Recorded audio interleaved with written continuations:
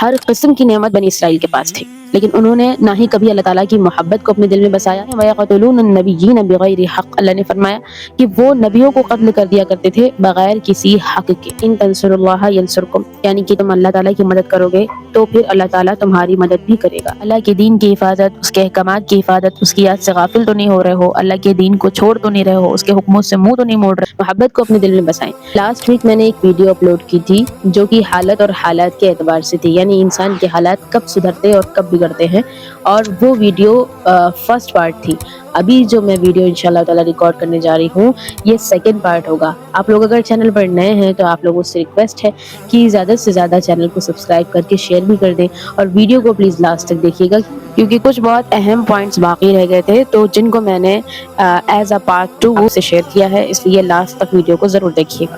تو پچھلی ویڈیو میں ہم نے بات کی تھی ایک آیت کو لے کر کے، ان اللہ لا یغیر ما بقوم حتی یغیروا ما بانفسہم، کہ اللہ تبارک و تعالیٰ اس وقت تک کسی بھی قوم کی حالت کو نہیں بدلتا ہے جب تک کہ وہ قوم خود اپنی حالت کو نہ بدل لے۔ اس میں نے آپ کو 2 باتیں بتائی تھیں کہ حالات کا بدلنا صرف یہی نہیں ہے کہ بدترین حالات تھے اور اچھے ہو گئے، بلکہ بہترین حالات تھے اور بدترین حالات بن گئے، یہ بھی حالات کا بدلنا ہے۔ تو ایسے لوگوں کی مثال بھی آپ دیکھو گے کہ جب اللہ رب العزت نے بنی اسرائیل کو اتنی ساری نعمتیں دیں، اس کے باوجود بھی بنی اسرائیل نے کوئی موقع نہیں چھوڑا کہ وہ اللہ رب العزت کی نافرمانی نہ کرتے۔ ہر قسم کی نعمت بنی اسرائیل کے پاس تھی، لیکن انہوں نے نہ ہی کبھی اللہ تعالیٰ کی محبت کو اپنے دل میں بسایا، جبکہ اگر نعمت ہوتی ہے ہمارے پاس تو ہمیں چاہیے کہ ہم اللہ تعالیٰ کی محبت کو اپنے دل میں بسائیں، لیکن ہم اور زیادہ کی چاہت میں پاگل ہو جاتے ہیں۔ اللہ تعالیٰ نے ان کے حالات کو پھر بدل دیا کیونکہ انہوں نے اعمال بگاڑ لیے، اپنی حالت بگاڑ لی تو حالات بدل گئے۔ دیکھیے زندگی کا بگاڑ حالات کو بگاڑ دیتا ہے۔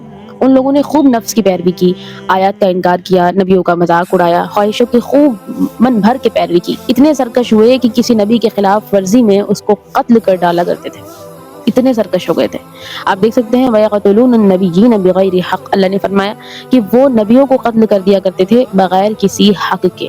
یہ ساری خرافات ان کے اندر موجود تھی، اللہ تعالیٰ نے ان سے نعمتوں کو پھر چھین لیا اور ان کو ذلت و رسوائی میں مبتلا کر دیا۔ اللہ تعالیٰ ارشاد فرماتے ہیں ضُرِبَتْ عَلَيْهِمُ الذِّلَّةُ وَالْمَسْكَنَةُ وَبَاءُوا بِغَضَبٍ مِّنَ اللَّهِ۔ مسکنہ کا معنی ہوتا ہے فقر و فاقہ، غربت، تنگی، اور ذلت کا معنی تو سبھی جانتے ہیں ذلت اور رسوائی۔ تو ایسے حالات ہو جاتے ہیں ہمارے جب ہم اللہ تعالیٰ کی سرکشی اختیار کرتے ہیں۔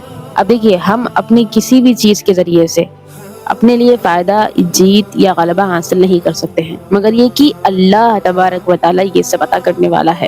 اب دیکھیے یہاں پر بہت اہم پوائنٹ بیان کرنا ہے مجھے، وہ یہ ہے کہ اگر آپ اپنی زندگی کو سدھارنے کے لیے سٹیپس لینا سٹارٹ کر چکے ہو، لیکن اب آپ انہی سٹیپس پہ اپنا بلیو رکھے ہوئے ہو، پورا توکل ہے کہ میں نے محنت کی ہے تو ادھر تو ملنا ہی ہے، تو ایسا نہیں کرنا ہے، بلکہ آپ محنت ڈال رہے ہو اپنی وہاں پر، لیکن اس کا جو رزلٹ آئے گا وہ اللہ کی مدد کے بغیر نہیں آ سکتا۔ آپ کو فتح جو حاصل ہوگی، آپ کی جیت ہوگی یا آپ کو فائدہ ہوگا، وہ اللہ کی چاہت اور اس کی مدد کے بغیر نہیں آ سکتا۔ تو کیا پتا چلا کہ اللہ کی مدد حاصل کرنا یہ بہت زیادہ ضروری ہے۔ اللہ کی مدد کے بغیر ہم کسی بھی چیز کو اچیو نہیں کر سکتے۔ کس طریقے سے حاصل کریں گے کہ زندگی میں جب ہم سدھار لائیں گے تو سدھار لانے کی وجہ سے اللہ کی مدد ہمیں ضرور حاصل ہوگی، اور اگر اپنی زندگی میں ہم بگاڑ لے آئیں گے تو اللہ کی مدد سے محروم ہو جائیں گے۔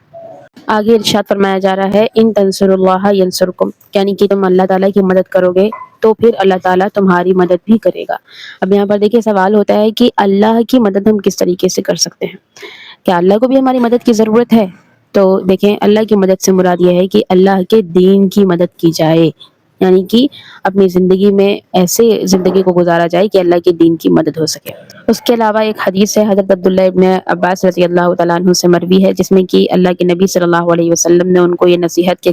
اب دیکھیے احفظ اللہ یحفظک، یعنی کہ تم اللہ تعالیٰ کی حفاظت کرو، اللہ تبارک و تعالیٰ تمہاری حفاظت کرے گا۔ اب ہم اللہ کی حفاظت کس طرح کر سکتے ہیں؟ اس سے مراد یہ ہے کہ اللہ کی حفاظت نہیں کرنی ہے، اللہ تو ہماری خود حفاظت کرتا ہے، اللہ خود محافظ ہے، لیکن ہم اللہ کے دین کی حفاظت کریں اپنی زندگی میں۔ دیکھیں اللہ کی حفاظت سے کیا مراد ہے؟ اللہ کے دین کی حفاظت، اس کے احکامات کی حفاظت، اس کی یاد سے غافل تو نہیں ہو رہے ہو، اللہ کے دین کو چھوڑ تو نہیں رہے ہو، اس کے حکموں سے منہ تو نہیں موڑ رہے ہو۔ یہ تمام چیزیں ہمارے پاس ہیں تو یقین جانو کہ ہمارے پاس کچھ ہو نہ ہو اللہ کی مدد، اللہ کی حفاظت ضرور ہمارے ساتھ رہے گی انشاءاللہ۔